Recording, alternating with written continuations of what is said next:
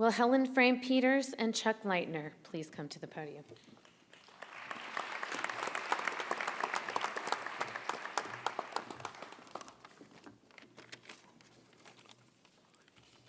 Before I start, I would like to thank Dr. Gutman for coming back up to the stage, because that nightmare of omission that you were feeling transferred right back to that spot on that couch. And until you came back up, I was wondering if I'd shown up to the wrong classroom. My brain started to race, trying to decide whether I should beef up my speech, which is somewhat short and potentially inadequate without your comments, or should I just grab Helen by the hand and go out the back door? So you also gave me a great opportunity to say something extra that I hadn't planned on saying about Helen that hopefully gives this group some real insight into what Helen's about. Because while I was breaking out in a cold sweat, Helen was sitting next to me quietly still and smiling, not one bit worried. And that's Helen. Because Helen doesn't do what she does for Penn for the credit. Helen does it because it's the right thing to do. So thank you for that setup. I couldn't have paid for that. So with that, I'll get to my very short speech and turn the microphone over to Helen. Helen and I have shared several Penn passions, and the most visible example has been our adamant and diehard being fans of Karen Brower Corbett's women's lacrosse team here at Penn, which is a fabulous example of what Penn is all about and has been a common interest of Helen's and mine for many years. I've had the pleasure to work with Helen extensively on the Athletic Board of Overseers and on the Penn Lacrosse Alumni Board. She is a passionate supporter and committed leader of all things Penn, especially when it comes to moving the university forward and providing more and better opportunities for women at Penn. And as the father of 3 daughters, I can tell you I appreciate that. Your excellent sense of humor, Helen, and gracious demeanor belie the seriousness of purpose with which you approach your work, your family, community, and the University of Pennsylvania. It is with great admiration for the exceptional talents and intellect you have inhibited in your own endeavors and on behalf of your university that we are honored to present you with the 2013 Alumni Award of Merit. Ladies and gentlemen, an exemplary recipient of the Alumni Award of Merit, Helen Frame-Peters.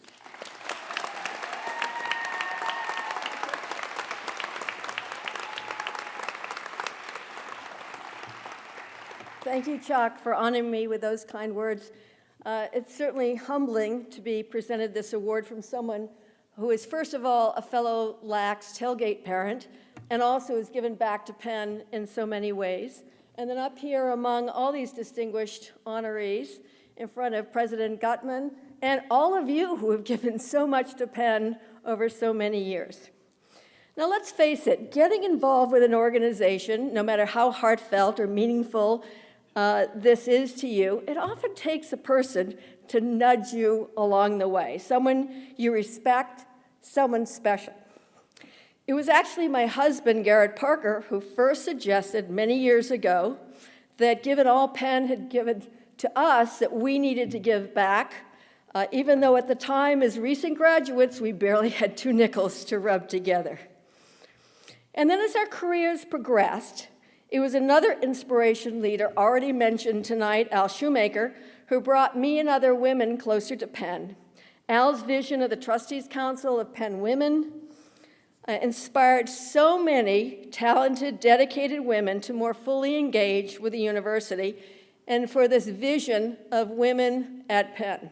The list of Trustees Council of Penn Women accomplishments are historic, and I'm so proud to have played a small role in its success. But then as we age and our lifestyles shift, our priorities are often defined by our children's interests and goals.